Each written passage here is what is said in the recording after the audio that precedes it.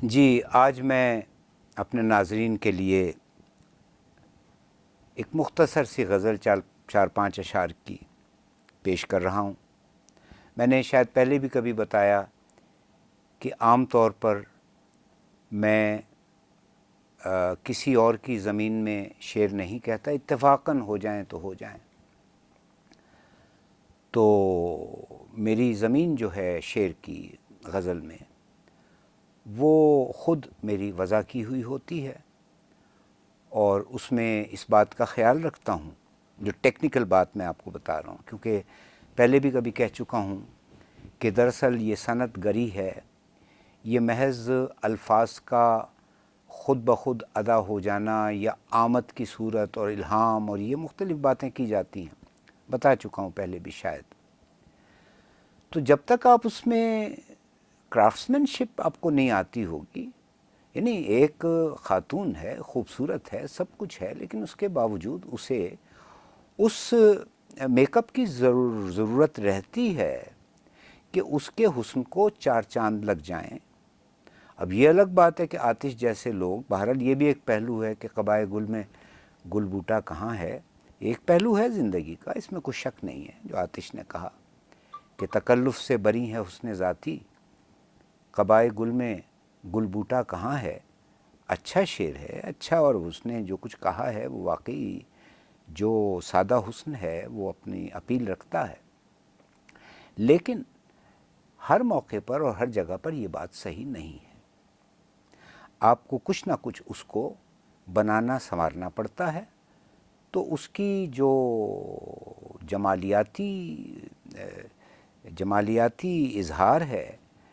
یا اس کا جو جمالیاتی پہلو ہے، وہ نسبتاً زیادہ شدت کے ساتھ دیکھنے والے کو، سننے والے کو، پڑھنے والے کو محسوس ہوتا ہے۔ تو بات لمبی ہو گئی، میں کوشش کرتا ہوں کہ صرف اپنا کلام ہی پیش کروں، لیکن کہیں کہیں آ کر مجھے احساس ہوتا ہے کہ وہ جو میرا اپنا نقطہ نظر ہے فنون لطیفہ کے حوالے سے، وہ میں بیان کر دیا کروں، اور تاکہ میرے قارئین کو، میرے ناظرین کو، میرے سامعین کو میری بات کو سمجھنا آسان ہو جائے۔ تو یہ غزل ہے، دیکھیے گا۔ مدتوں تک میرے سینے میں جو غم پلتا رہا، مدتوں تک میرے سینے میں جو غم پلتا رہا، دل کی بھٹی میں خزانوں کی طرح ڈھلتا رہا، دل کی بھٹی میں خزانوں کی طرح ڈھلتا رہا۔ اور اس کے بعد ہے، ایک لبے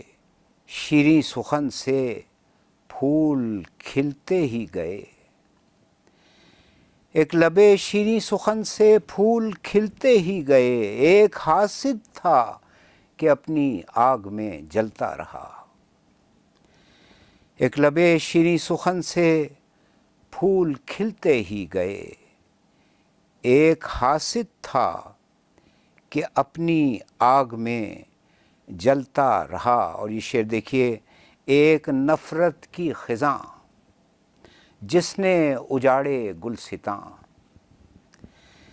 ایک نفرت کی خزاں جس نے اجاڑے گلستاں، ایک محبت کا شجر جو پھولتا پھلتا رہا، ایک نفرت کی خزاں جس نے اجاڑے گلستاں، ایک محبت کا شجر جو پھولتا پھلتا رہا، نقش پا بھی جاویداں تھے، شور بھی کوئی نہ تھا، نقش پا بھی جاویداں تھے، شور بھی کوئی نہ تھا،